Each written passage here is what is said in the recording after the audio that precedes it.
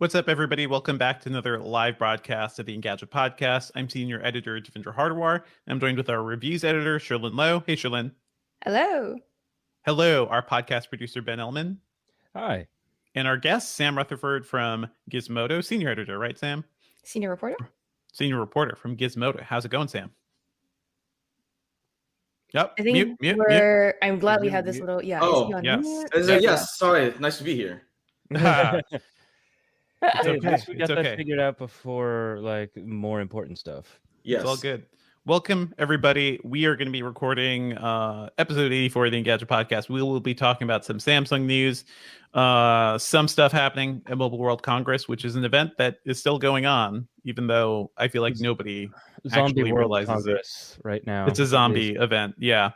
And a bit about the like iOS and macOS betas and whatnot. The Windows 11 beta's out. We'll be diving into all of those. Thank you to our regular folks who are here in the chat room. I see Jonathan Anderson. Yep, Jedi Mind Trick on you. Josh Sakdeva. Hey. Want to shout out, by the way. First, two things. One, Gabrielle in the chat said Gizmodo and Engadget, love it. Jonathan Anderson also said Gizmodo nice. So hey, they're loving this team up. Hey. Welcome. Jedi Mind Trick on you, by the way. I wanted to thank you specifically because I was reading our iTunes reviews and Jedi Mind Trick on you left a nice one. Lovely. Thank you, folks. Appreciate it. Thank you. And anyone else that wants to leave a nice review on iTunes or not so nice, whatever, leave a review. No, only nice reviews. No, only nice people, ones. Yeah, people okay. usually they only leave iTunes reviews when they're annoyed at something. I know. There's a lot of I want to say that our viewer right now is probably not going to. They're here at this 10 a.m. timing. But anyway, leave a review. It is the single most useful thing you can do to help us on the algorithms. How about if that? only because the rest of the reviews that are like 1-star things, they're all like, you're too political. And I'm just like, yep. Oh, okay. Anyhow, there you go. And I think John Park, by the way, is also another frequent commenter that's here. So hi, thanks for joining. And Mark Bell's here too. Thank you, everybody. And for newcomers, we are going to be recording the podcast, so we cannot really talk with you then. You could drop comments into the chat, or you can ping us, right? You could ping at Engadget with the hashtag podcast live, and we will find some of your comments there. Yeah, that's on Twitter. But that's a way to ping us without dealing with the mess of YouTube chat, because YouTube chat moves so quickly. So there's that, and we will chat with you in between segments. We've got some Q&A that we could, dive into. I've got the Windows 11 Insider preview running, and we can just do like a bit of a hands-on with that in real time. Should be fun. Cool. Are we good to go, guys? I think we are. Everyone's recording the local audio. Everyone's recording. Yes, I think we are. All right. Let's start in 3, 2, 1. What's up, Internet, and welcome back to the Engadget Podcast. I'm senior editor Devindra Hardawar. I'm reviews editor Sherlyn Lowe.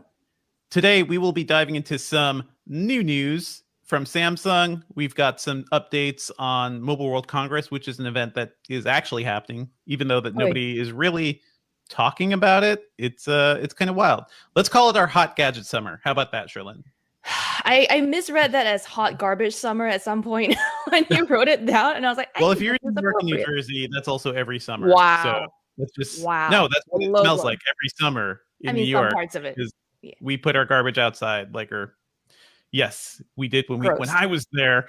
As always, folks, if you're enjoying the Engadget Podcast, please be sure to subscribe to us on iTunes, leave us a review on iTunes, and you can join us live every Thursday mornings around 10 a.m. Eastern. You can see us in person on video. We'll do some audience Q&A. That's kind of fun. So join us for that. You can always email us at podcast@engadget.com as well.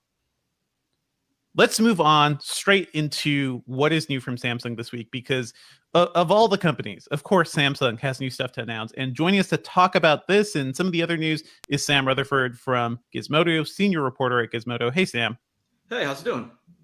It's going well. Sherlyn, I feel like this is your domain. You love Samsung so much. I love Samsung. You do. You're getting called out first thing, huh? No, No, this is every show, Sam. Yeah, exactly. But what is going on? Mm-hmm. First of all, Sam and Samsung, very appropriate. Sam's here to talk Samsung. This is what, like, The company's like, I don't know, 5th event that it live streamed this year so far. And this time around, it was, specifically for MWC, it was focusing on things like mobile security and whatever. But one thing that caught everyone's attention ahead of time, before Samsung even sent out official invites and stuff, was that they were talking about the new watch experience. And that was, for most of us, the highlight, right? Because Google and Samsung just announced they were collaborating on the new Wear OS together, bringing together Tizen OS, which, again, we've said many, many times before, has long been the best smartwatch OS for Android users. And so bringing that together with Wear OS and that like third-party app compatibility was very, very intriguing. But the event, I felt a little bit like a letdown. I don't know, Sam, what was I don't know if you watched this live or you just covered the news afterwards or whatever, but what were your main takeaways from this?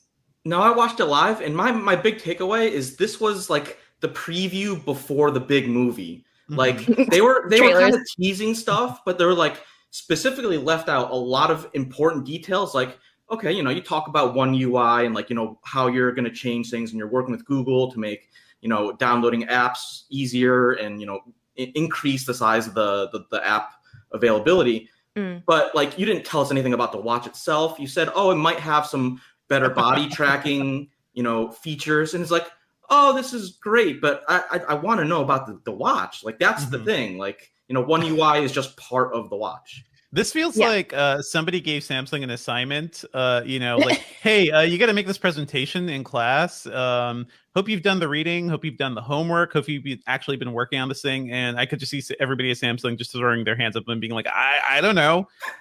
Let's give them a PowerPoint. Yeah, a PowerPoint for Mobile World Congress. That's enough, right? Okay, and then to be clear, what Sam is saying, Devendra rightly says that it sounds like they skimmed the executive summary and like summarized it again. Yeah.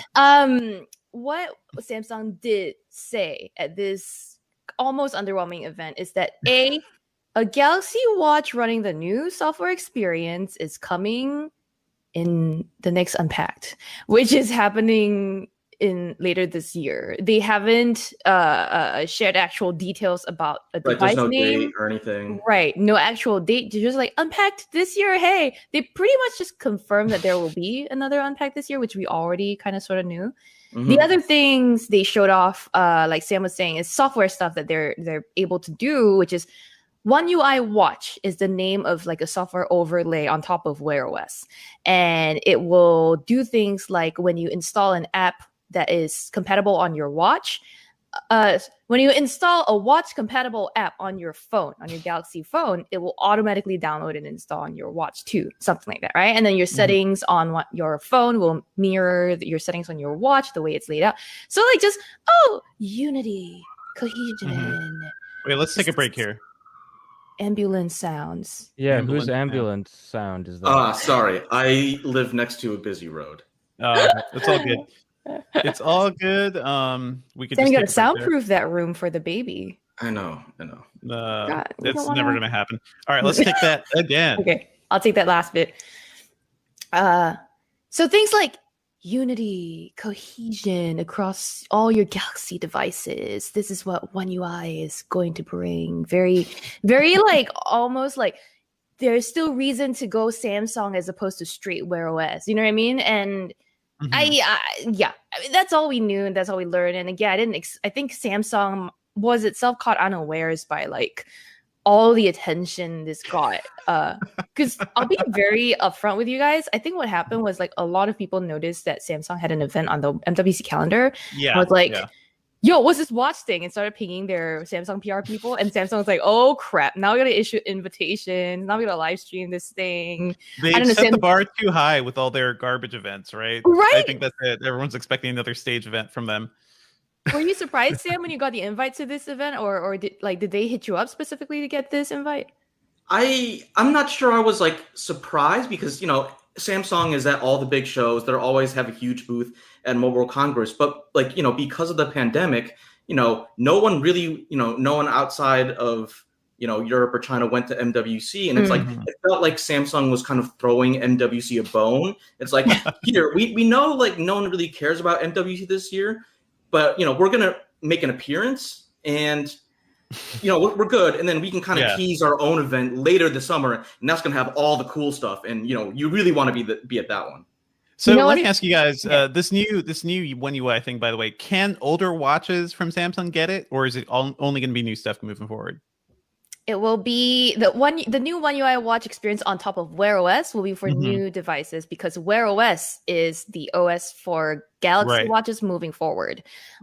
Older devices and existing devices all run Tizen, unless you're super, super old and you probably have the Gear watch, which does run Android Wear. But I do remember that. Yeah, dead as shit right now. So there you go. And Samsung did say that they're going to offer 3 years of support for the older stuff from the day of whenever they were released. Which is good for me because I actually have the older Galaxy Watch, so I need that support. And I don't know if I'm gonna like the new one or not or yet. So we'll figure it out. I'm curious, Sam. Are you keen to get a new Galaxy Watch with the new Wear OS? Do you think it'll be good? I mean, I think there's a lot of potential. I mean, we've all seen throughout the years that Google they don't really. It feels like they don't know what they're doing with Wear OS. They keep trying to add new features, but you have the biggest Wear OS watchmaker is Fossil, and they're more into fashion than they are about tech, which is totally fine. It's just they're not bringing a lot of innovation to the the Wear OS space. So I think having some synergy between Google and Samsung, in theory, is a good thing. It's just they have to really capitalize on that. And then, as a Galaxy Watch owner, I'm a little nervous because the thing that I love most about the Galaxy Watch is that rotating bezel. And so, we are not entirely sure yet if they're going to keep that or if they're not. And if they don't keep it, it's are they going to be able to come up with a UI that's, as intuitive or, as fun to use? I mean, I just sit here. Sometimes I spin the bezel just because I can. Because it's a fidget spinner. I will. Oh, yeah, totally. I will say this, don't forget, way back when, remember the LG, I think it was the watch, whatever LG watch that was the first Wear OS watch had a spinning dial, and it was meant to help you scroll through apps lists and stuff like that. So there's potential for Wear OS to adopt some of that, but I wouldn't be surprised if Samsung kept some of that spinning UI for itself. I personally don't think Samsung's going to get rid of the spinning bezel. I feel like it's too important to the lineup now. Yeah, it's pretty iconic at this point, and even on the Galaxy Watch Active that doesn't have the spinning bezel, they still keep the circular motions. So I have a feeling you're right. I do think that Samsung will try to keep that that kind of innovation or that spirit on the new one, but we have to see how they actually implement it. All right, we're gonna take a pause here. Ben, what happened to Devindra? Oh, Devindra's back. Okay. Yeah. Okay. It just seemed like a little hiccup. Okay. So you're still here. Okay. Because I was just about to take it through to what are we expecting for Unpacked? But I wanted to make sure you were around, Dev. So it sounds like we're gonna let Dev figure it out. Yes. Okay. Since we're on break, let's chat with the audience briefly until Devindra figures his stuff out. What up, people? So I have one question that was banked from user utility matrix KL. Okay. Excuse me. They said, what do you guys think of the leaked Galaxy Watch without the rotating bezel and merging with the Active series? I haven't seen the leak myself because this week has been a dumpster fire, but I have heard of Samsung try to make Galaxy Watches without the spinning bezel before. It's been boring, those devices are often just so what stands out here then? Why are we getting this? So my take is it will be a variant, right? But they will sell it for cheaper because it doesn't have the spinning bezel, but they won't get rid of it entirely in their lineup. Sam, what's your take? Yeah, I don't think they're going to merge the two lines because I think Samsung likes having, the Watch Active is, they can at least market it towards it's for fitness and it's for, runners. Whereas the standard Galaxy Watch is for people who just like having a smartwatch. And I think, between that and the price difference between the two devices, I think, they like keeping those separate. It also gives them something is the Watch Active comes out in the spring and then the watch comes out in the fall. And I think just from a product strategy standpoint, I think it makes sense for them to keep both lines around. Whether they deserve to be separate, is kind of another question. Yeah. And it's like maybe they'll have some One UI things that going forward will be really interesting, or if they can have like, you know, special fitness sensors on the Active that maybe aren't on the watch. Maybe they would do that. That might be kind of weird from like you know, having a 2 different tiers standpoint. Yeah. We'll see. So Jonathan Anderson says support, kind of like support derogatory. In quotes. Feels like, yes. It feels like they're just saying that to cover their butts. They'll do security updates. Doesn't mean that you'll get software updates like Apple. We don't know. We really don't know until we see this happen. So yeah, I mean, like Apple, you know, kudos to them. They have the longest support on both phones and smartwatches and stuff. You know, we see tons of people still using the Apple Watch Series 3 and all that. And you know, I think everyone is kind of chasing Apple in that regard, and it is nice to see Samsung extend their support to 3 years, and they did the same thing for all of their like mid-tier and premium Galaxy smartphones. So they're moving in the right direction, but you know, like I said, there's always room for improvement. We've got lots of people in the chat saying, by the way, that like John Park is saying the one of the best things about Galaxy watches is their rotating bezel. You know, dude named Charlie is like, that bezel is wonderful. I hope they keep it. So this is a sentiment shared not just among us tech reviewers, but clearly people who watch tech podcasts at 10 a.m. Thursdays as well. I'll give a shout out to Mark too, because he said spin the bezel is the worst drinking game. Correct.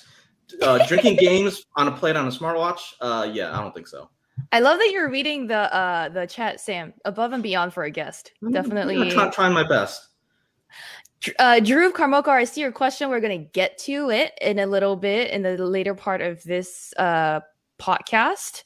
Very soon, I promise you. But shouting out also, dude named Charlie had a question. Do you guys think battery life will be better with the new OS? Current battery is great. Depending on what you mean by the new OS. You mean like Wear OS would get an improvement or Tizen OS would get an improvement? I think Wear OS would definitely get better battery life. A, it's one of the promises they've made. And B, yeah, Google just didn't know how to run like, you know, all-time processes like constant heart rate monitoring, that sort of things in Wear OS before. And now it's going to be able to do that probably with more battery efficiency. As for Tizen, I don't know how much more battery they can squeeze out of that. I don't know. Sam, what's your Tizen devices like runtime like?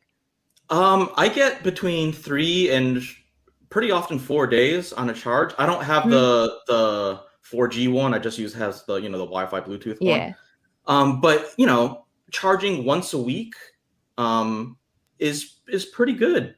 Yeah. Once a week or twice a week, you know, depending.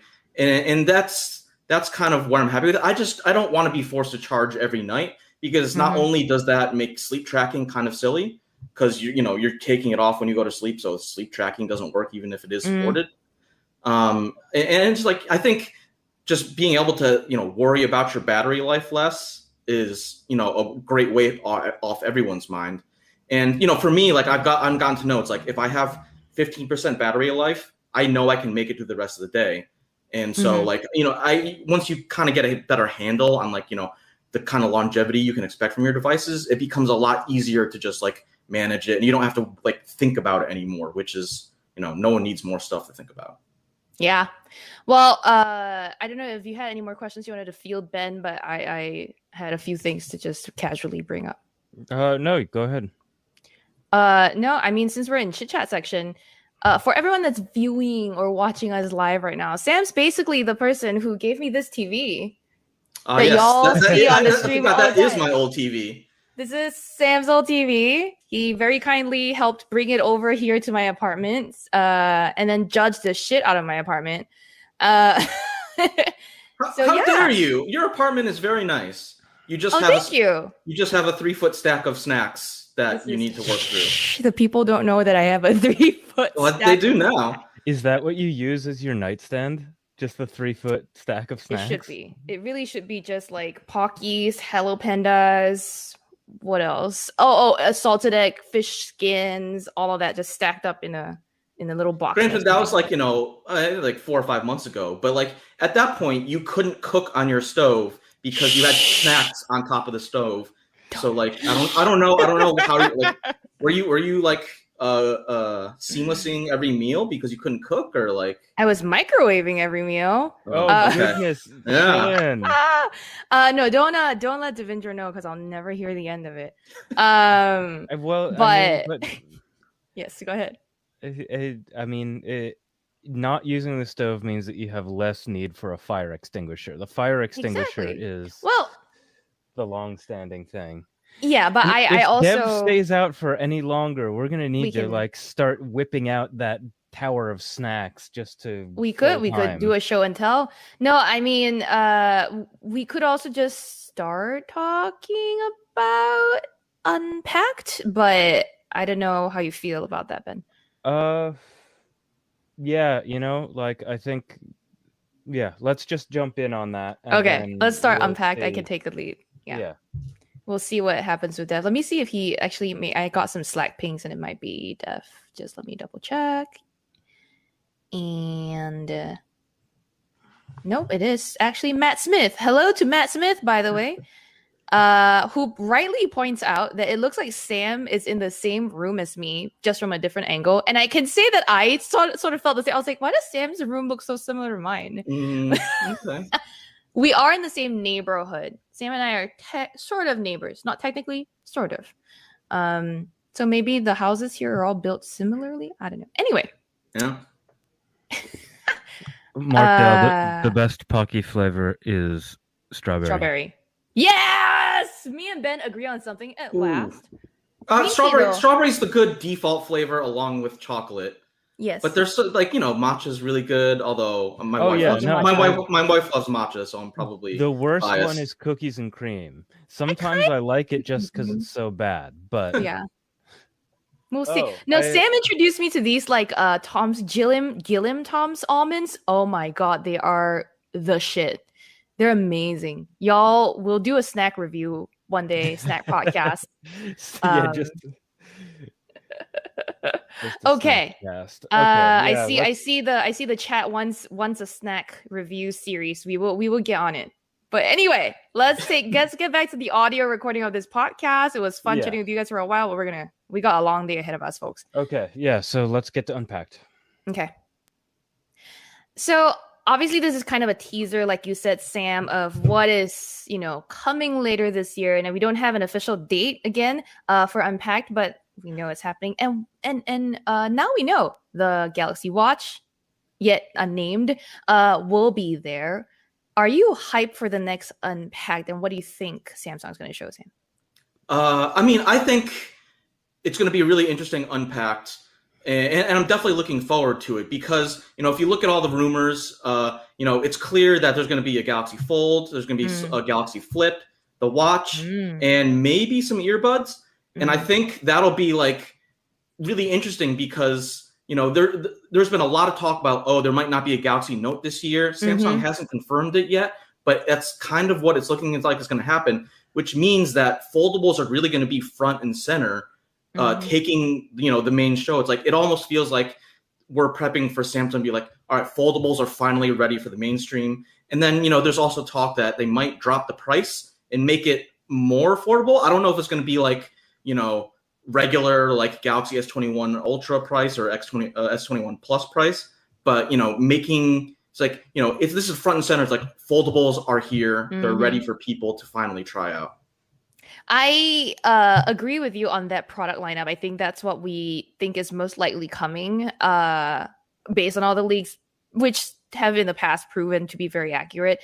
And I personally, in addition to like Samsung not having confirmed officially if there are going to be no notes, I would also say that like hasn't their CEO or something like that high up gone on like random interviews to say that we're not looking at notes anymore, at least not this year and maybe next or something, especially with the S Pen support on S21s and stuff like that. Right, and this actually started like last year when they were talking about like, we want to add S Pen support to more things. And, there's, hints that S Pen support might be coming to the Fold line, which will be really interesting because I think, it just makes sense to have a stylus support on a device with a much bigger screen because, then you have just more display to draw, sketch, take notes on, whatever. And then, yeah, going back to your point, it's like, the Galaxy Note line kind of feels like it's in the limbo because, if you just think about it, like the Galaxy Note isn't the super, super premium Samsung phone anymore. That's the Fold. So it kind of lost its place as like the flagship Samsung phone. And once that happens, you kind of look, it's like, oh, maybe we can take elements of the Note line, bring it somewhere else, and then maybe revisit the Note line next year when, there's less pressure from the chip crunch. And, it also gives the Galaxy Fold and Flip a little bit more time to breathe in terms of like, oh, they're going to take center stage. I didn't realize that Foldables could have included a Flip because that's the phone I'm most excited by. That's a phone that I know you own a foldable. Like you got on this train early. What are you looking forward to a new one? Are you going to upgrade when a new one comes out? Like what? Living with a foldable as your main device, what's that like? I like it a lot. In terms of upgrading, it's going to depend hugely on the price because if it's $2,000, I just can't buy a $2,000 phone every year. It's not just, it's silly. But that's kind of why I like that, they're kind of pairing the Fold and the Flip together just because, the Flip is, it's cute. It's like a more pocketable phone. It's smaller and it still gives you that like awesome feeling of being able to slam a phone shut when you're done with a call. It's like, man, that call's over because you shut that phone. Like there's no question about it.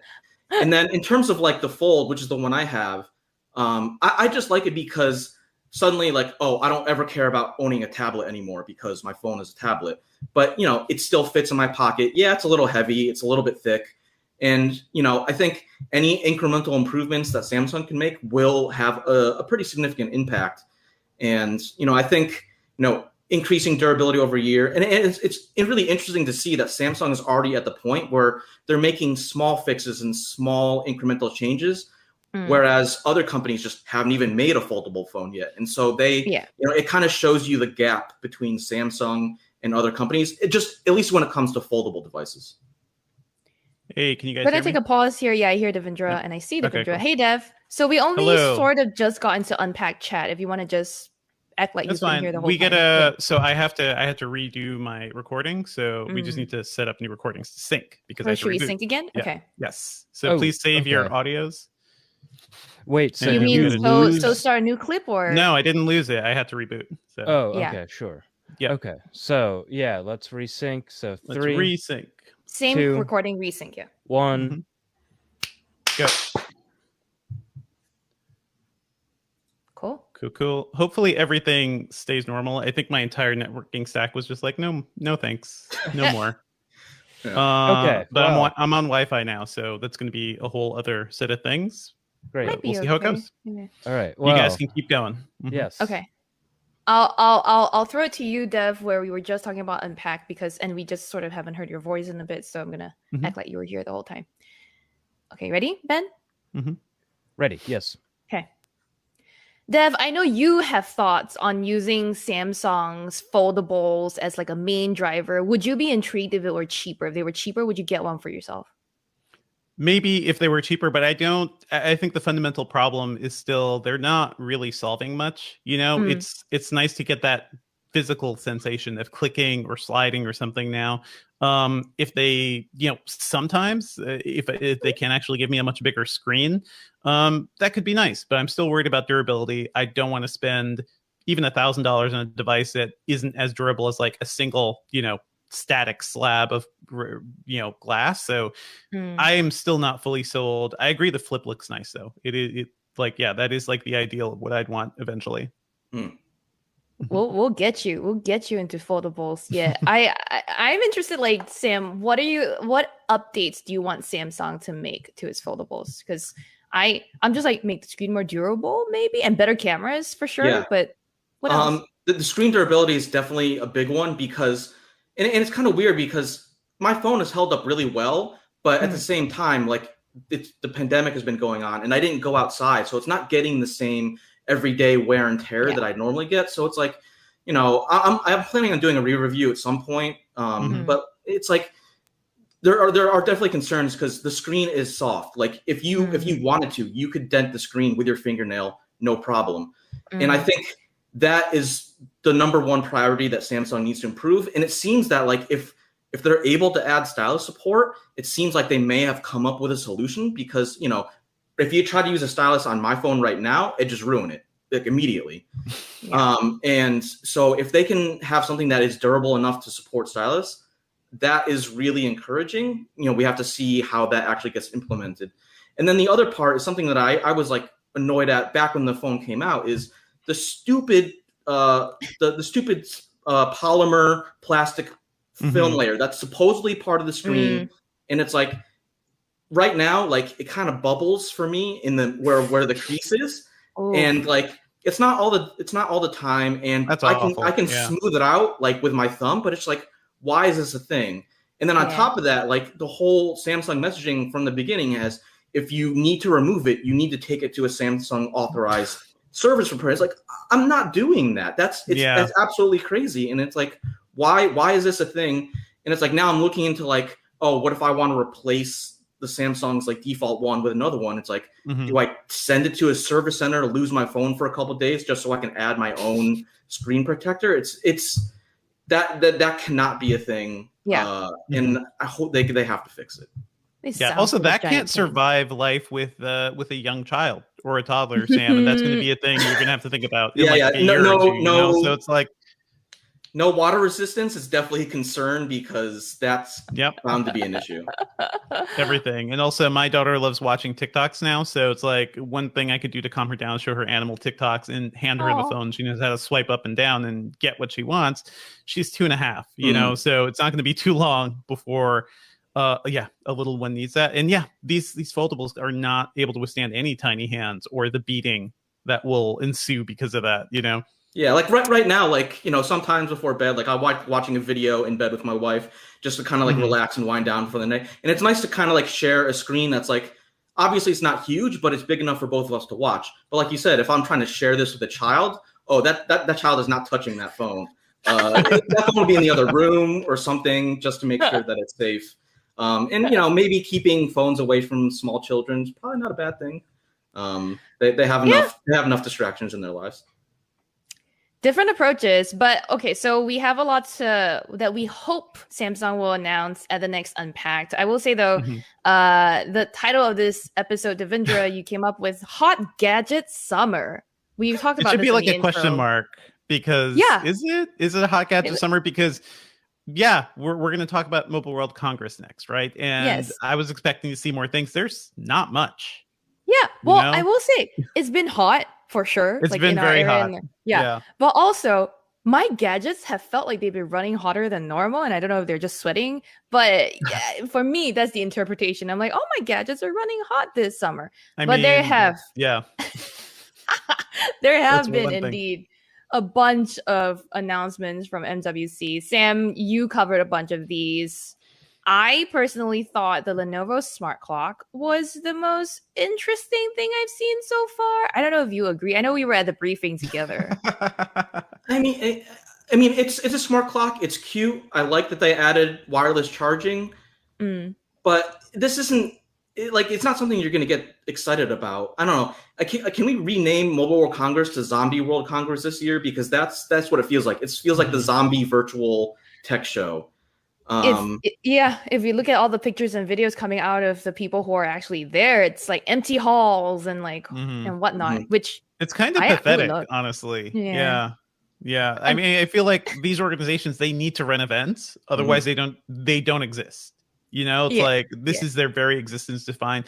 It's the GSMA, right? So they do a lot more, but this is their blowout event. This is their local CES, and you know, they were one of the first ones hit with pandemic lockdowns or cancellations last year. So this one's even happening a little later in the year than it normally does. And it just doesn't feel, it feels like, okay, guys, good effort actually doing this thing and getting people there. But there is no point in actually doing it at this point. There's no devices here, really. Yeah.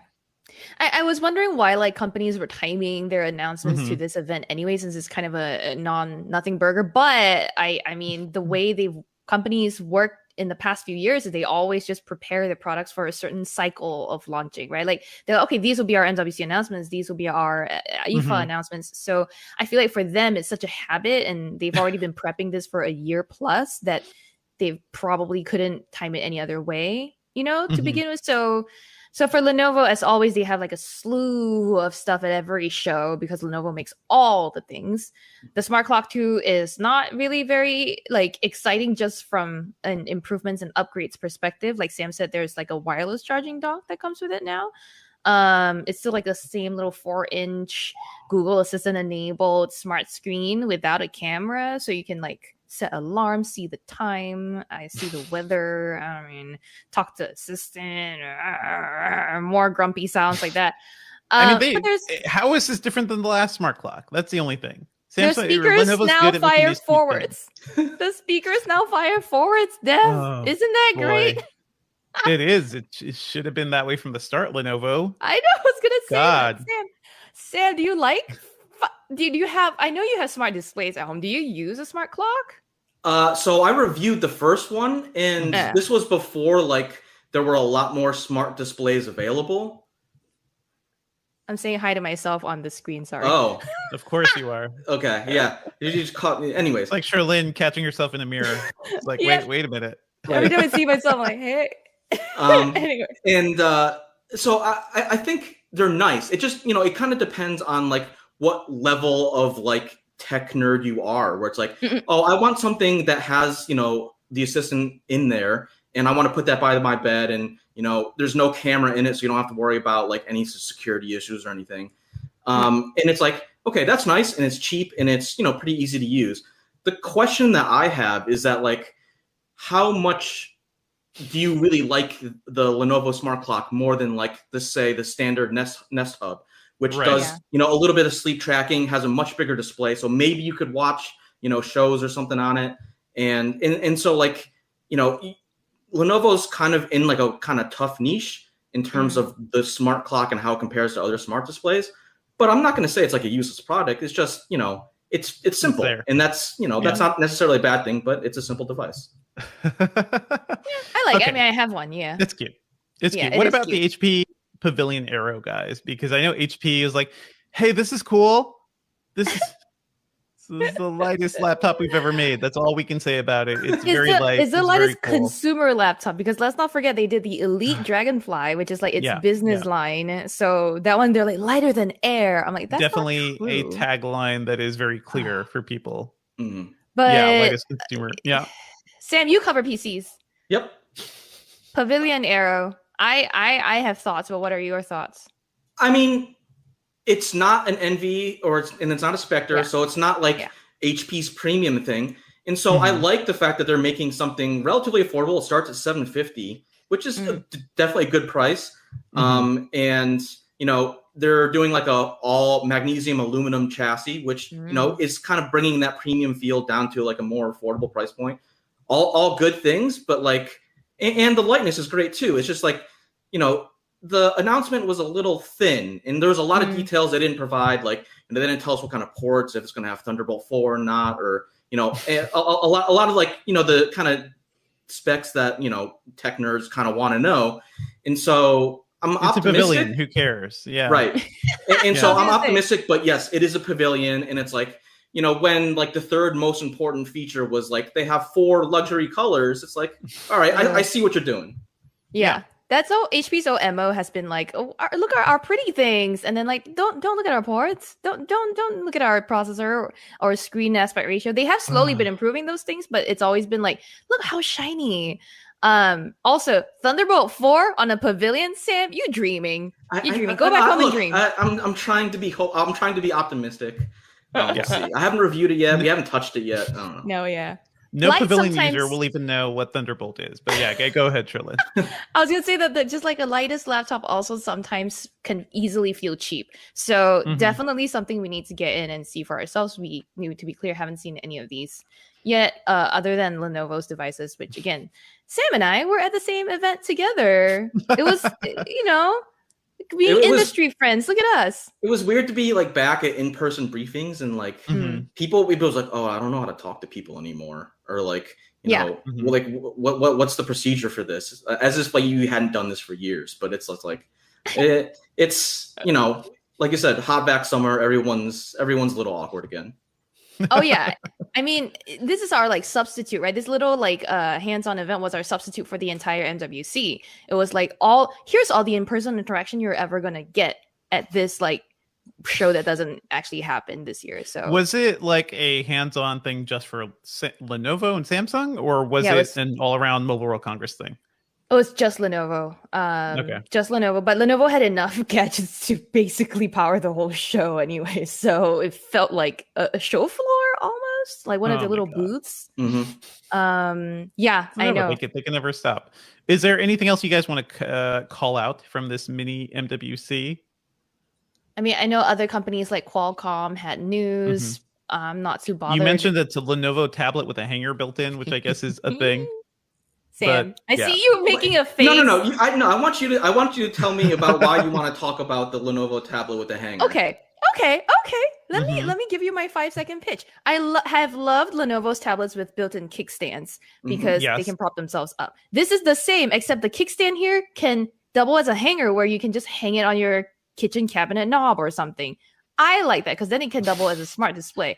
That is a very weird cabinet place. Knob. Yeah. Well, Yeah. Okay. Sam, why do you hate?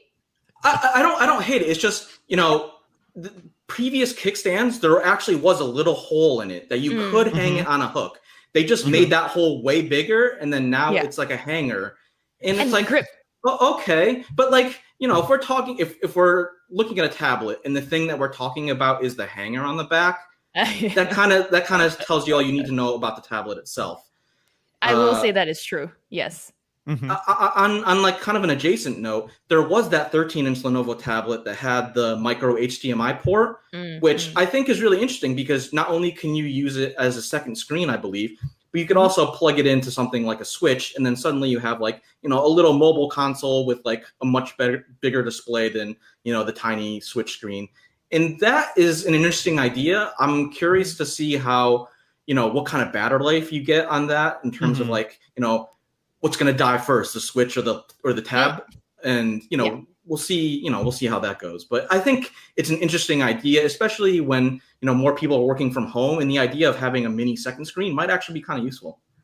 For sure. Absolutely. Let's move on from Mobile World Congress or whatever. This sad, we need a new name for it. It's like Mini World. Mini World Congress. Yeah, exactly. Monster World Congress. Here we go. There we go. All right. There's nothing sad about that, unfortunately. I want to bring up just real quick. Windows, yes. For Windows, so if we're going to Windows 11, let's get a better transition. Do you want a clean start or a transition? Maybe both. Let me just like a clean ending to MWC and then a clean beginning to Windows 11. Okay, thanks. Thanks, folks. I don't want to hear about Mobile World Congress again until next year. So let's move on. And let's talk about the Windows 11 Insider Preview, which officially launched this week. And this is the first chance that most people are going to get to play with Windows 11. I wrote up my hands-on experience with it. We've talked about it over the last few episodes. So it's kind of the same basic thing. But yeah, go check out my hands-on piece. I really now seeing the new polished interface, all, in a like more complete form than that leaked build we talked about a couple weeks ago. I think it feels better. The start menu, the taskbar, everything is the same as we saw before, but we're seeing more things like even the settings in the lower right, those quick settings you get on every PC. They're kind of organized differently. The notification tray is organized differently. There's a revamped store, a bunch of little changes that I think add to a nice, fresh, new experience. And I really like the quick snap stuff. That is getting better too. We talked about that last time. That is when you like hover your mouse over the maximize button in the top right of a window, and you get a couple different, layouts where you can push that window. Now that's more complete. I've noticed that when I push a window, say to like the lower right, all the other quadrants or areas of the screen, it has like a mini task manager that lets me quickly pick an app to open there. So within 5 seconds, I could be like, okay, Spotify, you go here, Slack, you go here, Evernote, you go down there. And all of a sudden, that is my screen filled with all the apps I need. once you organize apps like that, it turns into a snap group, which is like a persistent thing. So if I then went to play a game or did a full screen app or did something else, if I wanted to get that layout back of those apps in those specific conditions, I could just go to the taskbar, hover over one of those app icons and go back to the snap group. It's pretty nice. So I think multitasking is a lot better, certainly than any other Windows I've seen so far. Sam, I know you've seen some of this. Do you have any thoughts so far? I think Windows 11 is like already going to be a very divisive upgrade because I think it's asking a lot from, the old school Windows diehards who are used to 7 and XP, and they've been with Windows forever. And then on the other hand, Microsoft is trying to balance. It's like, oh, we're looking over at macOS and everything's shiny and they have these great animations. And so I think Microsoft is in a tough position where they're trying to marry those two worlds. And it's pissing off the old people. It's like, oh, I don't want my Windows to change. Like Windows 10 is great. Why do we need Windows 11? They'll never want it to change. Yeah. Right. And then there's the other people. It's like, I wrote a story about this for Gizmodo, and I think Microsoft really needs that facelift on Windows 11 because they need to provide confidence to people in terms of, oh, this menu pops up and it doesn't look like it's from 1999. And they want a cohesive UI, a cohesive UX because it makes it easier to use. And then to your point, it builds into things like new snap groups, things like, cleaning up the notification trays and, all of that. And I think it like from a visual perspective, it can be a little bit jarring, but I think if you can get past that, you'll really begin to see, what the benefits of Windows 11 are. And I think that's kind of like the optimistic kind of way to look at it from my thing. It just feels nice, when I talked about the leak build, I was saying like, it's very Mac-like. The taskbar, right? It's all icons now. I specifically asked when I talked to some Microsoft reps, like, hey, what about labels? That's like the thing. Windows labels, knowing exactly what a window is in your taskbar before you click on it. And it sounded like my reply to that. They were like, huh, that's interesting.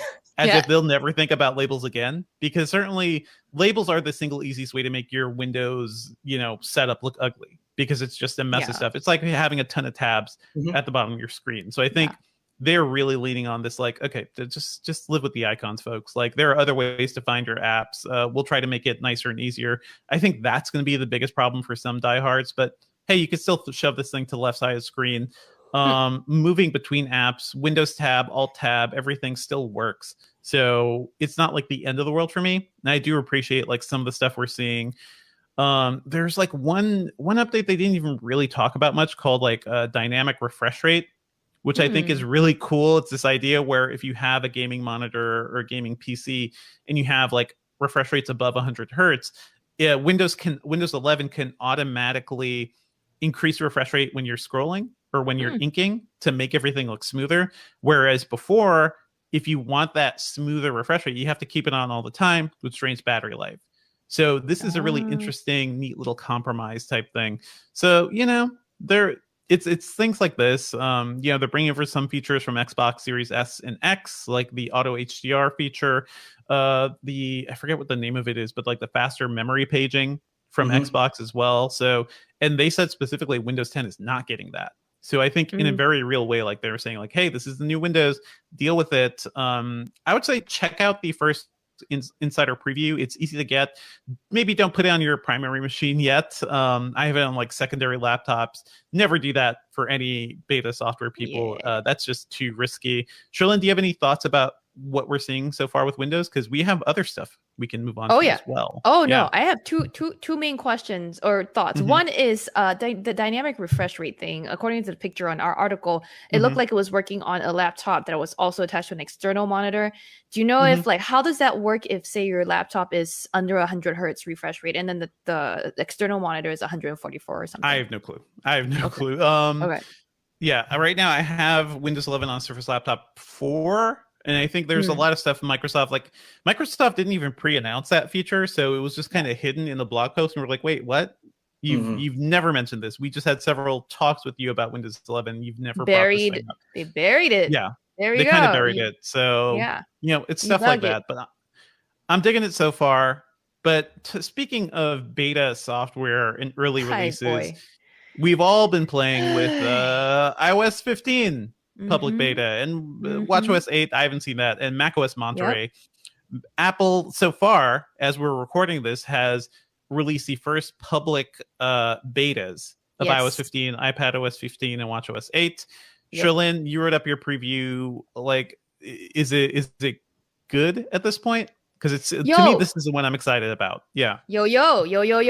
So, as a freshly minted Apple coverer person on Engadget, I have been impressed with the stability of the iOS public, or the dev beta 2, which is what I was testing out so far.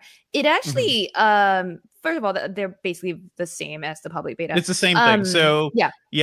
All the features are there, which is what I find the most impressive, right? Like all the features they talked about at WWDC, they're pretty much all in this public beta. Now, should you go ahead and install that?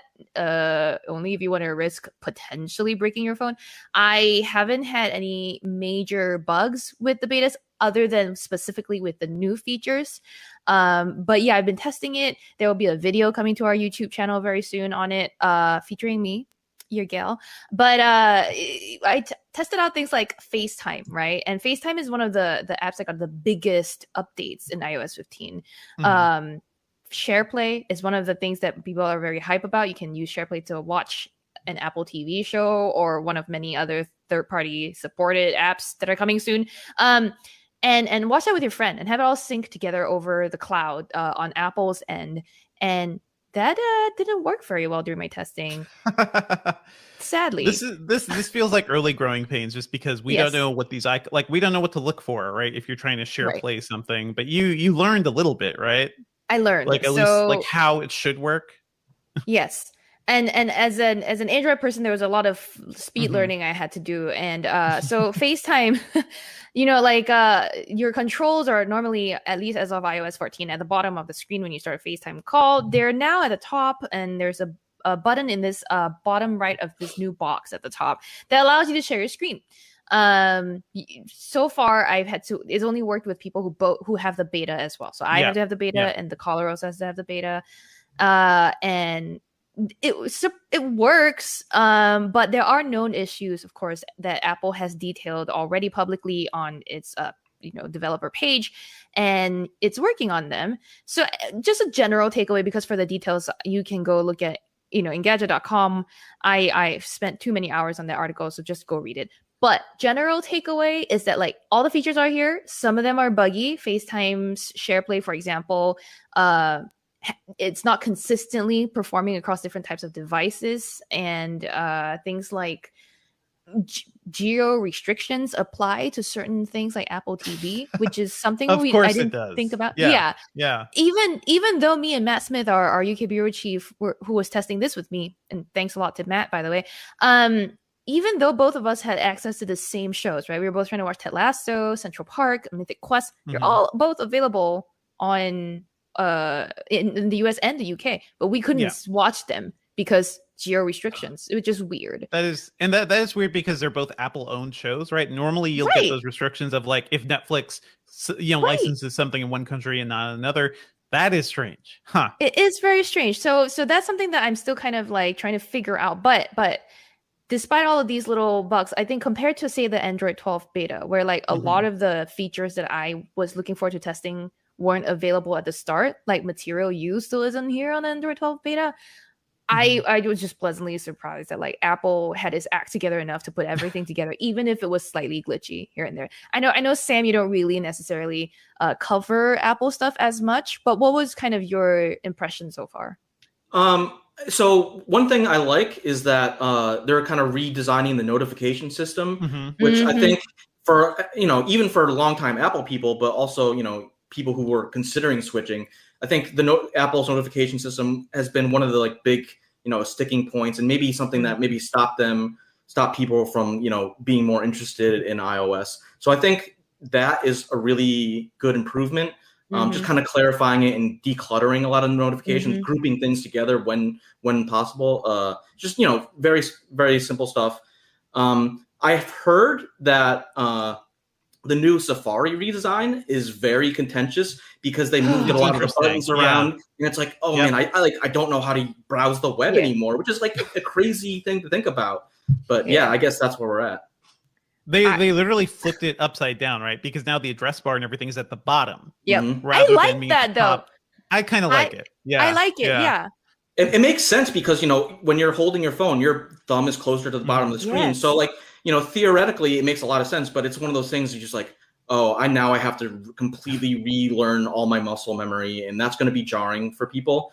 And then like, interesting that you brought up like Android 12. It's like it feels like Android 12 is going to be a much bigger redesign or much bigger update especially from a visual design standpoint, as opposed to iOS 15, where they're kind of expanding FaceTime and they're doing more under the hood stuff to make it easier to use and less because they have the shortcuts and like the customization stuff last year, and so this is kind of like a TikTok cycle for Apple. Yeah, the deeper integration is part of what you're talking about, right? Where like share with you, where like people send you, playlists or photos, it will show up on their contacts page as well. That also is working in the beta on some level. Deb, you were saying. I do think like of all the things Apple's releasing this year software-wise, iOS 15 feels like the big one, just in terms of like we are actually seeing a bunch of changes, like the way they're handling notifications being grouped together, letting you delete things, different focus modes. I think those FaceTime changes have been a long time coming. So yeah, I don't know. I'm excited about spending more time with that. I haven't spent time with iPadOS 15 and watchOS 8. Anything you want to call it there quickly? Because I do want to talk about Monterey real quick. Yeah. I mean, watchOS 8, the biggest change is in, at least functionally to me, is in how you compose messages on your watch. It's great. Now you can use the digital crown as a cursor to go back and edit text if you're really replying to someone on your watch, which few people do. But if you do, that thing is a godsend. Quick shout out to the damn it, there was one thing. Oh, when Sam brought up muscle memory about the Safari thing, I will just say as a like ambi OS person, right? I'm both Android and Apple right now, and I will stay this way. Don't worry, people who listen to the Engadget Podcast. I'm still gonna be an Android girl, but also iOS. Here's where the muscle memory is a problem for me, and here's why the two OSs are so hard to just kind of switch between. Some of them just like I'm so used to swiping in from the screen to go back on Android, and I hate that it's not on iOS. But so many other things work so much better on iOS as well, like Safari's. The fact that Safari's like controls are all at the bottom now. Yes, just put everything within reach of my thumb. That's all. That's it. Anyhow, that was my little rant. I like that we're slowly seeing you being intoxicated by Apple's walled garden here. Like, it just kind of works, huh? That's nice. It's so polished, huh? I'm not going to be surprised if like Google I/O next year, Chrome comes out with an address bar on the bottom. I think that's going to be a thing that a lot of people are going to respond to. It's like, oh, okay, yeah, we're going to do more of this. You should have, at least on mobile browsers, because hey, for sure, I'll talk about macOS Monterey, the new desktop OS, real quick. That public beta isn't out yet, at least as we're recording this. Who knows? Who knows when that's coming? But I felt kind of bad because it's like, man, this is not the exciting one. This is like. Oh, this is really boring. This looks exactly the same. Safari is a little different. It is part of this way of redesigning it, but now Apple basically shoved the tabs bar and your navigation bar, everything all up to like one strip at the top of the screen. So tabs are now really cramped. I feel like people are going to be annoyed by that. As soon as I open 10 tabs, like on my MacBook Air, it immediately got reduced to like the little site icons, which I think on a normal browser where you have the full screen for the tabs bar, you could usually hold in a bit more. But they did add something called tabs groups, so you can like save a bunch of tabs into like it's not quite bookmarks, but it's like a bookmark save thing, and that gets synced to iOS 15 and iPadOS 15. So if you are researching something, you've built a collection of sites, you can sync that to your iCloud account. I do think it's cool that you'll be able to quickly get access to that on mobile. But yeah, beyond that, it's iPad OS and Mac OS. Yeah. Well, yes, actually, I go ahead, Sam. I was going to say, like, your flub is kind of like indicative of, like, where Mac OS is going. And it's like, it started last year with, like, redesigning it and making Mac OS look more like iOS. And, like, so I'm kind of curious, like, as, like a longtime Mac user, like, how do you feel about, I guess, the desktop OS becoming more like the mobile OS? Because, it kind of feels like maybe they might be ignoring power users a little bit. And that is an interesting strategy, I think. Apple has not cared about power users for a long time, right? We're still waiting for that new Mac Pro after the trash can one, which, was not great. Like, it's been years. So, hey, the M1 chips brought, iOS apps over to Macs too, and iPad apps. So I feel like that's the shift we're seeing. Like, Apple's never, I don't know if we'll ever see an iPad Pro, with running Mac OS, but I also think they'll get so similar that you probably won't mind. When you buy an iPad, you'll expect a simpler tablet interface. When you buy a Mac, you'll expect something a little more complex. But I don't think Apple's thinking as hard about desktop operating systems as they are about mobile these days. And that kind of shows. It shows me in, like, the difference between playing with Windows 11, where all these, like, thoughtful changes and there's a lot going on, and Monterey, where it's like, well, you can have the FaceTime features we brought to iOS. You can have some of the mobile features on your desktop now.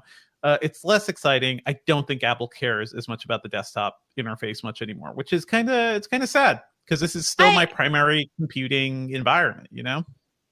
I mean, and what I was going to say is it's related to all of that, right? The mobilization of Mac OS. In that vein, I actually thought, correct me if I'm wrong, will the iOS 15 focus modes also sync to Mac OS, Monterey? That'd be interesting. Because imagine that situation, right? Where you turn on work mode and then your desktop changes its home screen to show Slack and whatever. And you can mute Telegram and everything but Slack. I don't know if it works that way right now, but there is nothing preventing Apple from doing that. Right. I think do that. My main takeaway right now in Monterey is like, oh, this is just like, it's like the little bow on top of Apple's ecosystem lock-in. Basically, it's like, oh, ooh, you want to go somewhere else? You want a Windows PC? But hey, your FaceTime is so nice now. It all just works so seamlessly. And we made Safari a little nicer. You can share play with your friends. Like, it is right now just a mechanism to keep you in the Apple environment rather than make you more productive. So at least that's how it seems at this point.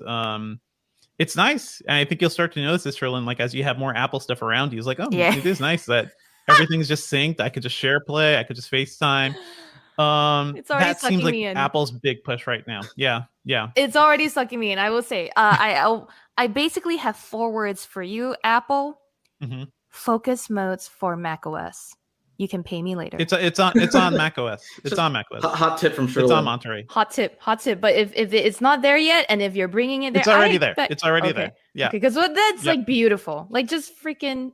That's amazing. I would love to see. Windows has a sort of focus assist thing where it mutes a lot of your notifications, but it's not that customizable. It doesn't change your home screen. It's just kind of annoying and mostly gets in the way. So we'll see. But yes, I am getting sucked into the Apple ecosystem, and y'all can mark today as the date this downhill slide began. We will come back to this podcast in 1 year and see what happens to me. Let's see how it goes. Well, we'll keep an eye on all this stuff. All these Apple releases are expected this fall. We're not sure exactly when, but at least now everybody can try them. Not Monterey yet, but you can try the mobile stuff. Again, my warning, put this on the secondary device if you can. Definitely, if you're going to put this on your main phone, do a physical backup. So plug that phone into a computer, get an iTunes backup, because the iCloud backup can't actually restore if you have iOS 15 on the device. So that it gets more complicated. Get a physical backup at the very least, and have fun. Tell us what you all think at podcast.engadget.com. All right. So I know you guys, we could do a bit of Q&A. I know you guys had a lot of time chatting with folks too, so we don't have to make this too long, so we don't prolong this. Sam, if you need to leave at any point, let us know, but I assume you'll just want to jet once we're done with this Q&A part. I'll play a little with Windows 11 here. I think I'm probably gonna bounce out now if unless you wanted me to stay on for anything. You're good. You're good. Thank you so much for sticking around. Yeah, thanks for having me on. Like I had a great time. Before you go, let's do a closing out goodbye to you for the audio recording, and sure. then good idea. Cut your recording and then send it to Ben. Okay. Okay. Yep. So I'm just gonna throw this to you quick. Right. So thanks, Sam, for joining us to chat about all of this stuff today. Where can people find you online? You can find me at Sam Rutherford on Twitter, and of course at Gizmodo. I'll be covering all the Samsung's forthcoming announcements and Windows stuff. And once again, thanks for having me on. I had a great time. Thank you. Thank you. All right, so now you can cut. Yeah, you can cut that recording. You can send it to me. You have my email and everything, so you could just put it on WeTransfer or something. Please do make sure to export it as a WAV file. Will do. Wave file. I say wave. This is not a GIF situation. All right. Well, thank you so much. I'll be sure to send that recording over to you, and let me know if you need anything else. Okay. Thanks, Sam. Thank you. Bye-bye. I'll see you this weekend. Bye. Bye. All right, chat room. Okay, so we've got a few questions. Before let's get these out of the way before we actually talk about Windows 11. So Edmund850 asks, "Can you replace the screen protector on the Z Fold 2 yourself? I've had to replace mine several times. I mean, obviously you did, but it's got to be annoying." The entire dual screen protector situation. I've seen some machines, little kind of simple mechanical machines, where you can just lay your phone down and it'll apply a screen protector for you. Somebody's going to need to design a whole new thing just for these dual screen phones. That seems kind of silly. Well, not even dual screen, just the folding, right? And that's the hard part. That is the ultimate hard part. Yeah.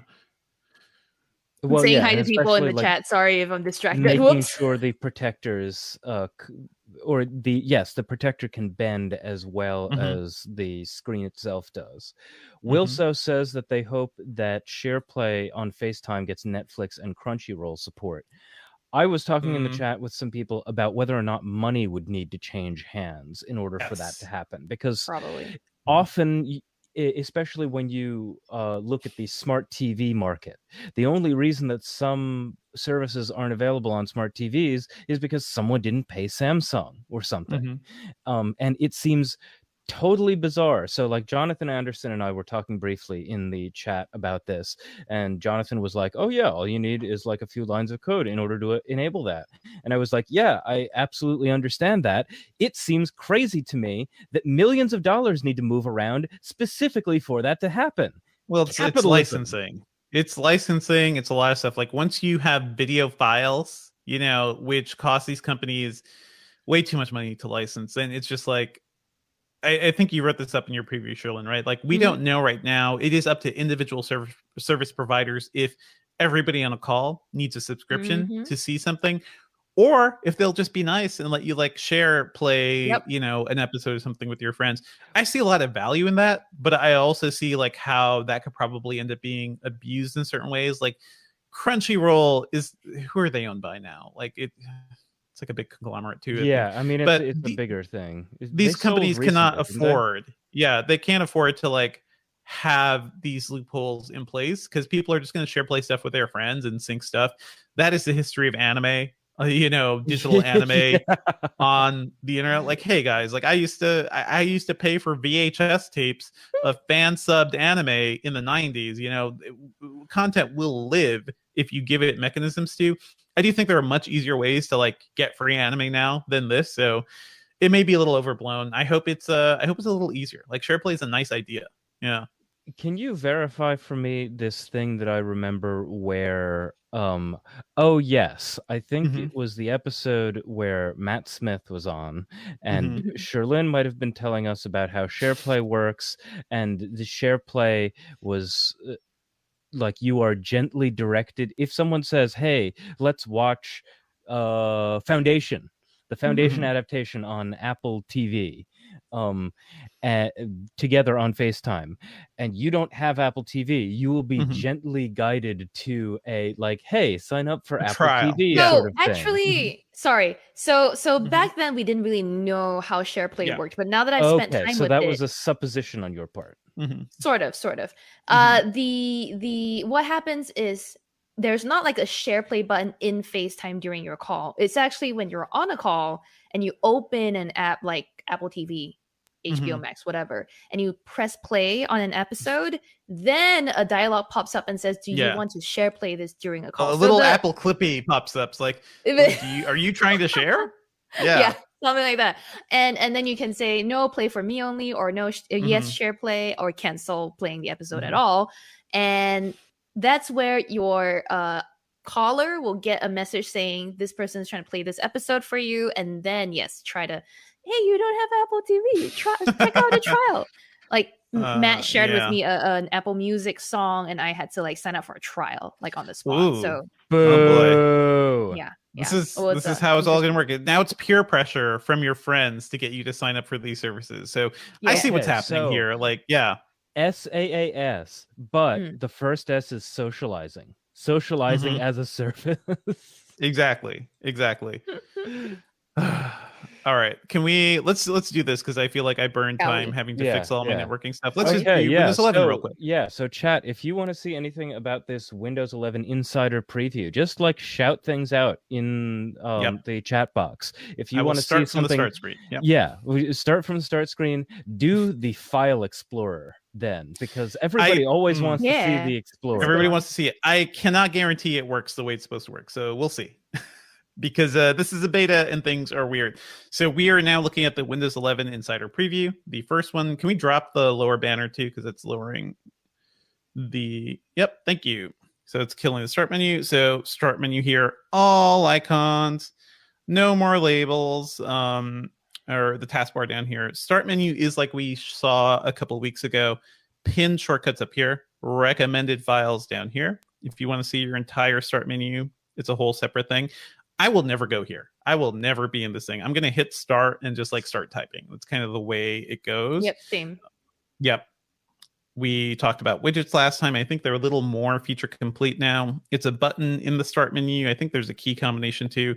Simple stuff like whether photos, what is funny. There's it's cute. Esports.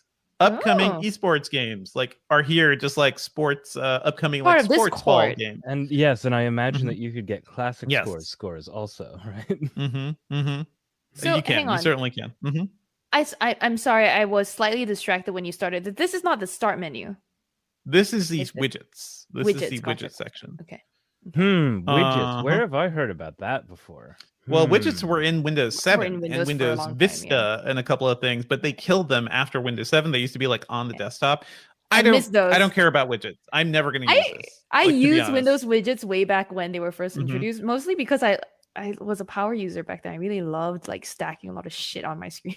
So a question from John Park is search a bit more responsive, or is it just the usual mess? In your search. What am I searching for? Let's see. That's not bad. Search That's pretty Spotify. Instant. Let me see. Do you have Spotify? It takes a couple of seconds. Yeah. This is still a beta release, folks. So sometimes things are a little unresponsive. I found. I'm also streaming this entire screen, to the internet right now, so that could be eating up some resources. Searching, to me, it works fine. It is certainly not as slow as it was in Windows 8, because Windows 8 had to like get you to a whole new screen and everything. So that's it's a little more streamlined here. A couple of other things I want to mention. Down the lower right, notifications are down here. Oh, they look better. They look better, and they're up here. Why does the calendar come up? The calendar comes up. So where are those settings? Where are those Windows 11 settings? Where so those it's actually they're now in this like menu. If you click over internets, a couple of stuff. Okay. So it's here. It's kind of stripped down. I think you actually get less options than before, but I think all the ones you need: volume, brightness, Wi-Fi, Bluetooth, and there's also some accessibility stuff here, which I'm sure people will appreciate: magnifier, color filters, sticky keys, mono audio. So you can bring the actual start button back if you wanted to, right? Is that What do you it? mean actual one? This is it. This is the start there, button. yeah. I've Wow, looked through all the okay. customization. This is it. Yeah. Okay, that's so it. it's no longer in the bottom left. You can move it to the bottom left. So I'm going to go over Yeah. to settings here, taskbar settings. Can I could do it here somewhere. I'm also a little bit far away from the screen, so I can't quite see. Mm. Mm-hmm. We got Dude Named Charlie is asking if it's possible to move the taskbar to the top of the screen. That's a good question. I don't think so. I have not seen anything. Let me see if there's anything that lets you. I remember way back when Taskbar there was an option possibly to do that. Taskbar behaviors. You can automatically hide, show badges. That's the only other thing. I don't like the badges. Gotcha. Nope. I can't see. This, by the way, Sorry, is Dude Named Charlie. Sorry, dude. This is the redesigned settings app, which I really like because it's just like clean. Yes. Just navigate over here, all your options here. Windows 10 is similar to this, but before you get into like this sort of screen, you see like a bunch of icons. Yeah. All in front of you, and it gets kind of confusing. So this is nice and clean. You can search for settings. Windows 10 also has the dual, like you've got the control, the settings app, and then you've got the settings exe version, which is like more desktop looking. You know what I mean? I think yeah. It's definitely there. This one I kind of like too is themes, which is if I want to make Windows just look a little nicer, like give me a matching background, give me like design elements to change. This sometimes takes a little bit to change. Okay. And that changes the color of the taskbar too. You have some nice frosted transparency here. Jedi Mind Tricks on You is asking the question that we got so many times last week, which is there a hard date on when Windows 11 will drop? No, we don't know. Okay, so nothing has changed since last week. So I will say what I was saying last week, which is that the best information we have from Windows is that it will be on new machines, some of the new machines coming out in the fall. Can you back me up on this? Okay. And that's it pretty much what they were saying. It will be coming to all existing machines, just like things that are still out in the world. Even, if you bought something last year, you will be getting Windows 11 as a free update as of early 2022. Because they're still working on it, because they need to make sure that it works with everything, and that's a big, big pain. Ooh, Slack looking good on there. Dark theme. Is there a dark theme, and is it system wide? Yeah, I mean these are dark themes. I just showed you. Yeah, they looked like I was like they looked really nice when you changed them over. They look nice. I like the lighter one. ones with a little bit of color. So like I lean towards this one. But I could show you guys. Sorry, just wanted to say that hopefully John Park saw that was your question. I could show you the new File Explorer.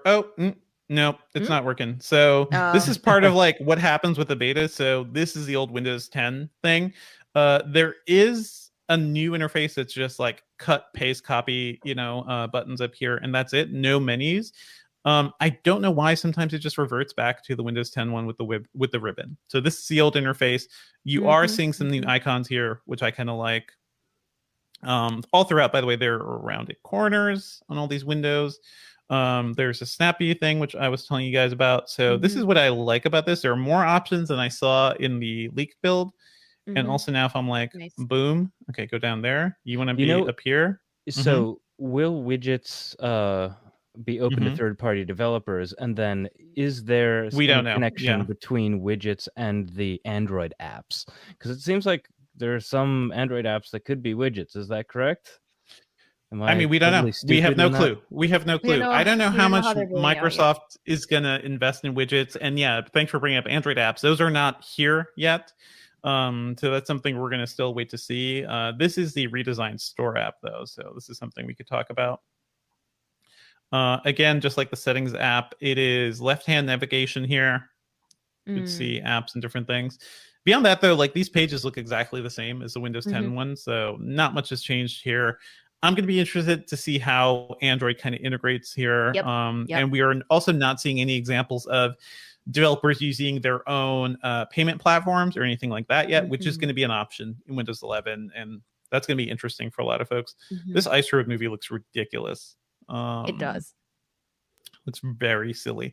So Windows Store, we have the Xbox thing I showed you last time, and it's very similar. So it is cleaner. Like, I think that's the main thing I'm getting here. Like, this all feels really nice and clean. There are, I can look at all the tasks. I can easily go into another virtual desktop if I want just like a cleaner thing, if I want to go back to my mess. So all this, like, it's all about like keeping you productive, keeping you in your flow, as Microsoft loves to say. Trying to think if there's anything else really worth calling out. There's not much. It's just like little things like this, Microsoft just got into Burning Man. They love to talk about flow states. Flow states. I mean, yeah, they do. I hope we can eventually get Panos on to talk about his flow states, because he loves that. Yeah. Dude named Charlie is mentioning that this looks like Pop OS.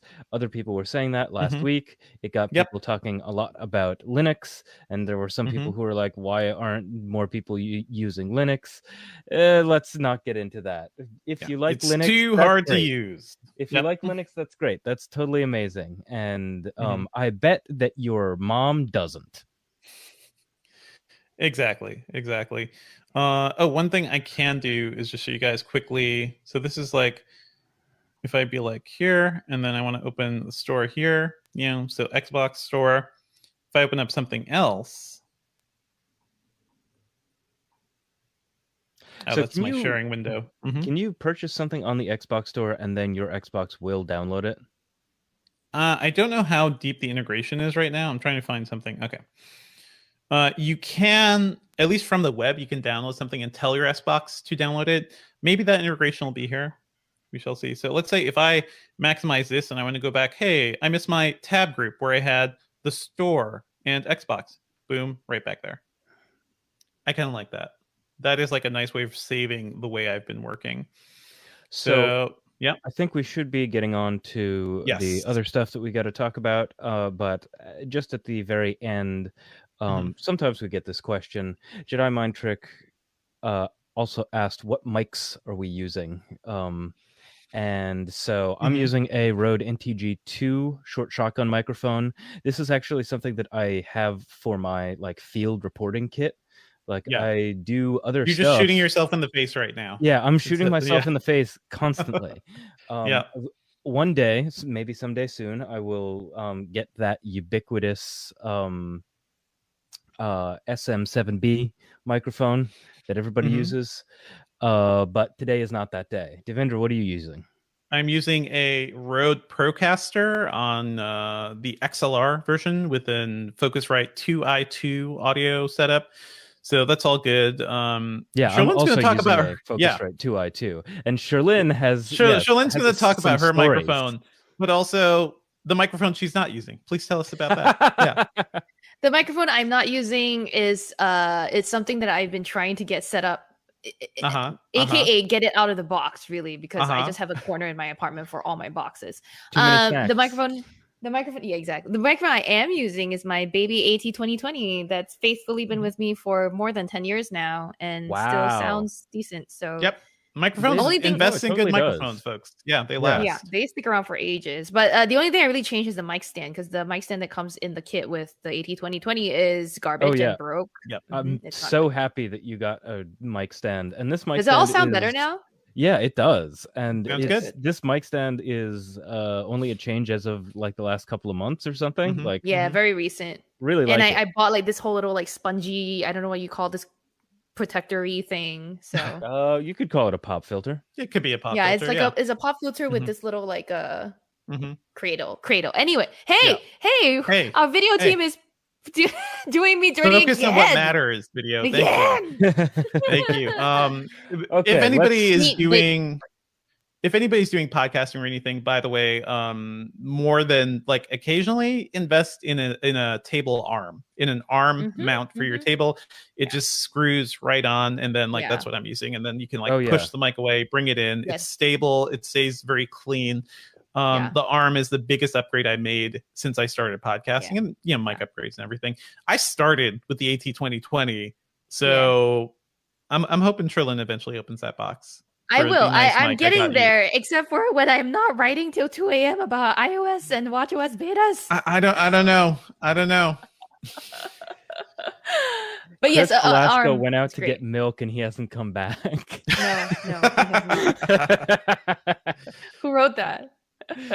No, that was just something that That's I made up. That's awesome. He went out yeah, for a pack of cigarettes and hasn't come back just yet. never came back to his family. Yeah. Sad face. Okay, let's move on because we're coming up on time and I do have a hard out. Okay, no problem. And we'll just race through some of this other news and bunch of stuff. Okay. I'm glad we cut out the Asus thing because I was like not fully clear on why it was resurfaced this week. Okay, so start when you're ready. Mm-hmm. Okay. Let's move on to some other news. And one thing that I think is just kind of hilarious, there's this story that popped up this week. Amazon is seeking the recusal of FTC chair Lena Khan, a longtime company critic. If you've been following the Engadget podcast, you've probably heard us mention Lena Khan and her work, her academic work around modern monopolies and how you define them.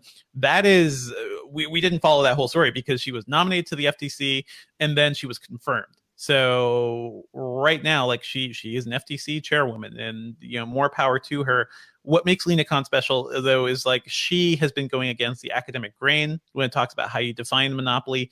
Most people define monopolies when it comes to like consumer welfare, right, and consumer goods, right? Is it if prices are low, like Amazon tends to push a lot of its stuff, it can't really be a monopoly, right? Like they're not harming consumers.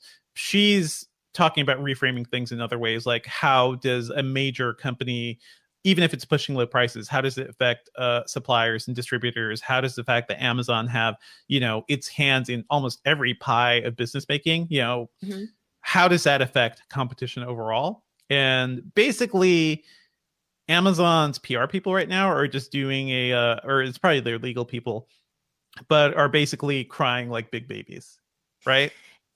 Yeah, wah. It to me sounds like they got hurt. They took this personal. They were like, "You keep attacking us," and like they don't realize that like at least this is my take, right? My take is that when someone comes at you like this and repeatedly does so, it means you need to take a look at what you're doing, unless it's like that person is the only person doing so. But no, this person is not the only person criticizing you. There's others. This is like serious, rigorous academic work she's been doing about Amazon. Let me the statement from an Amazon spokesperson I think is hilarious, from Jack Evans. He says her past work reflects preconceived views about the company. Chair Khan's body of work and public statements demonstrate that she has prejudged the outcome of matters the FTC may examine during her term, and under established law preclude her from participating in such matters. This is why she was nominated, folks. This is why she's on the FTC, because she's somebody who's thinking about how these companies influence the market and the world at large. So we'll be following the story. I just find it hilarious. Yeah. And what I meant to say was that just like the same rigorous criticism she applies to Amazon, she can and probably will apply to other companies that get too big and that get too, that start doing things that they shouldn't be doing. And that's what this is really what they're all afraid of. Right. But instead of like saying that, okay, this is fair and, good discipline, they're going like, oh, you're bullying us. And I don't like that idea. Yeah. But hey, so speaking of Amazon, go ahead.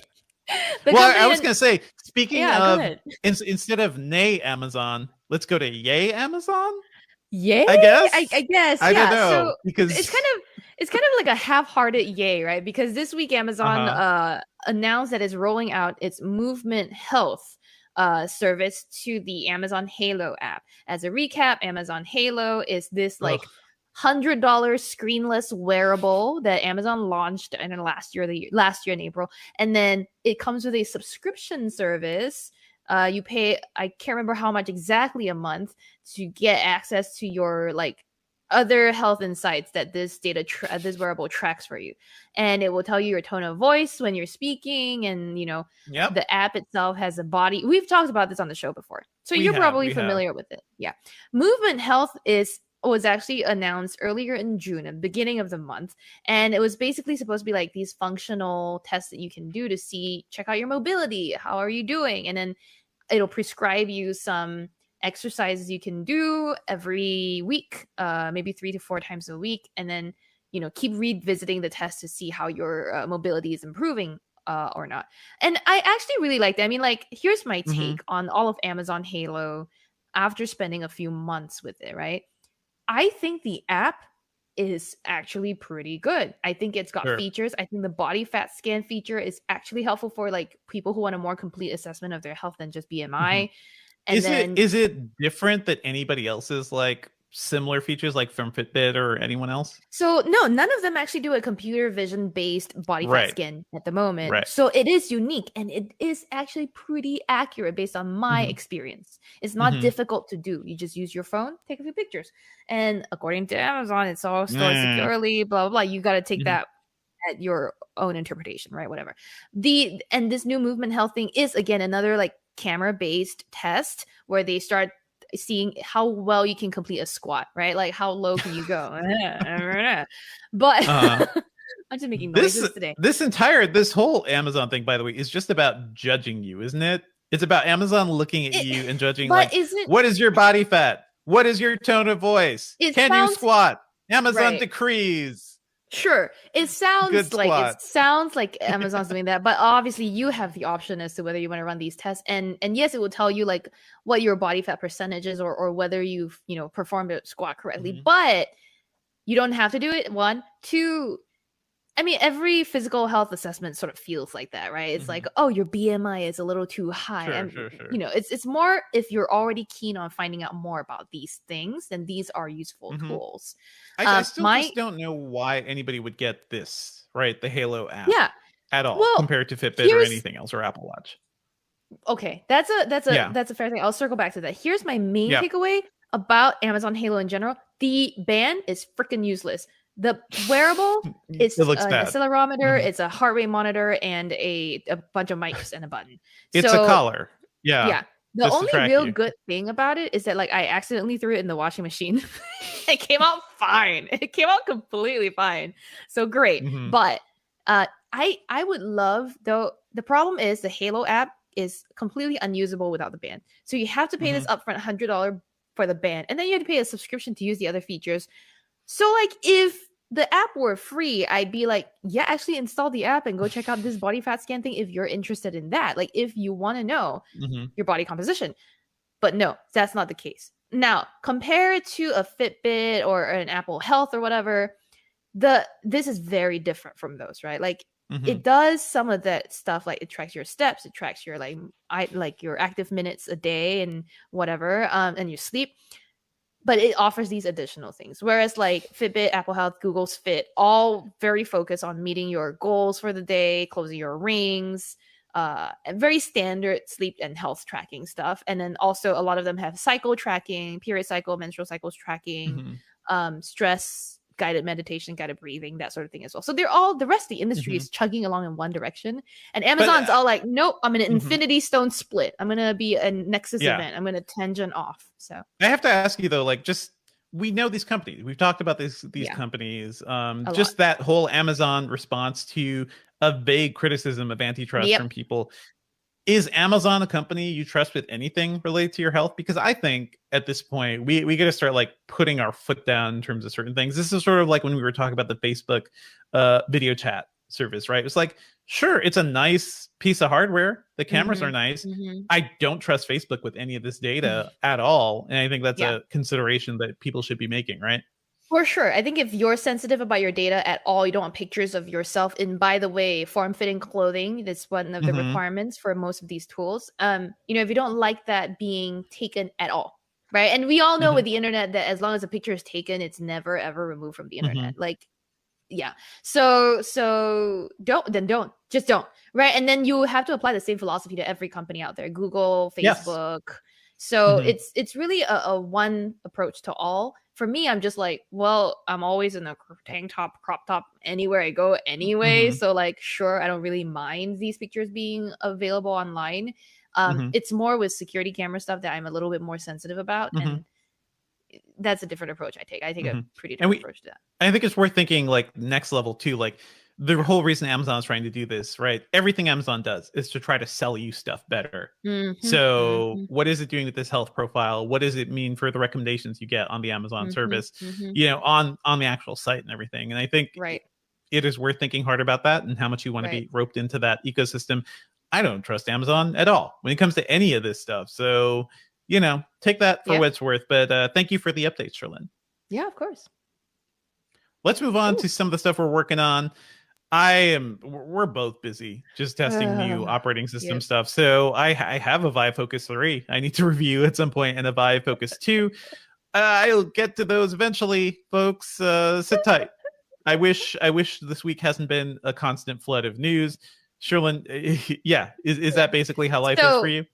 Yes. So I was chugging along with my Fitbit Lux review and wearing it, using it, gonna have it up soon. And, some other behind the scenes stuff, like we have our back to school gift guides we're working on and all that good stuff. But, the betas all dropped and I was like, well, crap. So that was this week. But you will see videos on the iOS beta coming soon. The Fitbit Lux hopefully will be a video. We're not sure yet, just because no time. And then for the July break, and then hopefully things die down a little bit after. But no, actually, I can tell you it's not. Yep. So good luck to all of us. Hey, good luck. Yeah, stay tuned for all of the fun summer coverage. Hot Gadget Summer. Hot Gadget Summer. I am looking forward to taking a couple of weeks off in August. So nobody release anything. Okay, I'm talking to you, Microsoft. Oh boy. Sherlyn, let's move on to some fun stuff. Yeah, have you had time for fun stuff as you've been diving into all this? My hot gadget summer has been like all the Apple devices I'm recently like getting into test, but my actual hot device summer has been me playing Wheel of Fortune on the new Apple iPhone 12, and it just keeps getting hotter and hotter the more rounds I solve. Wheel of Fortune? I know, it's a fun game, Wheel of Fortune. Anyway, no, that's not my pick. Okay. Back to our actual picks. So I have two things.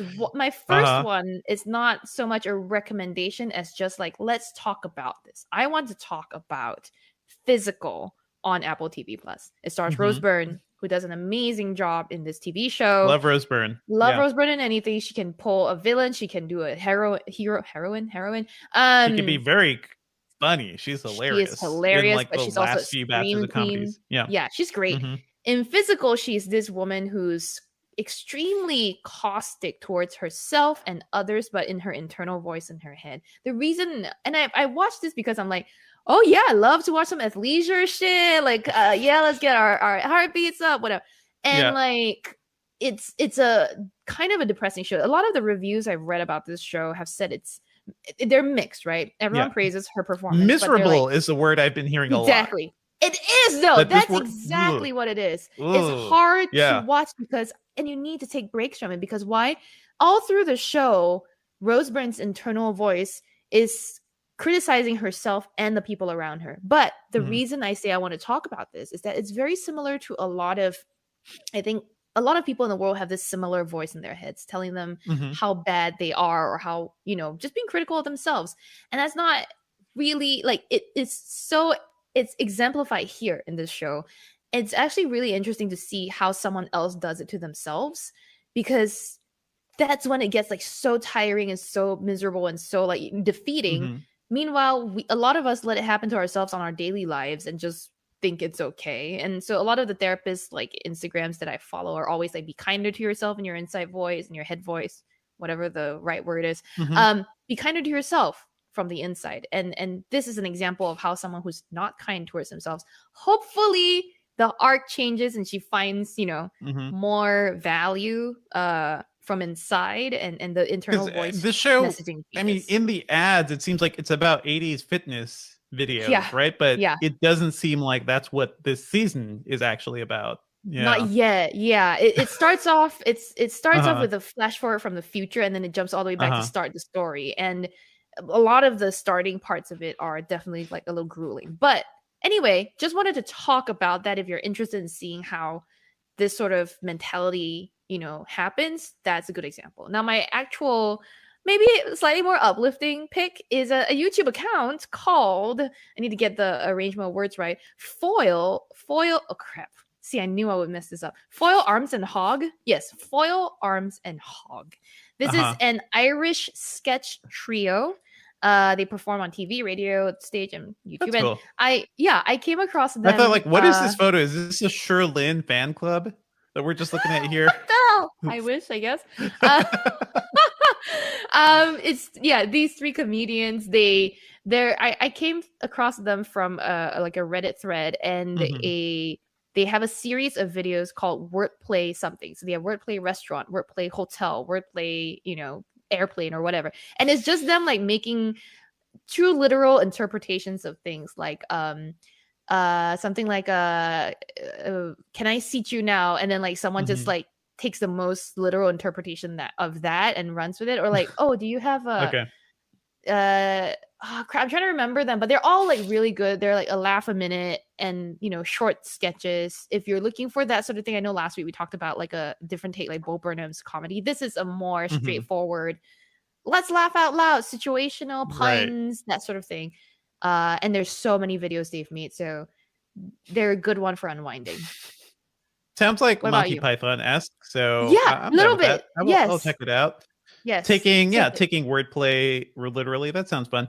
I saw F9, the Fast Saga, and I'm so happy. I'm so happy because we waited a year for this, folks. Like, this was one of the first movies delayed because of the pandemic and delayed a whole year.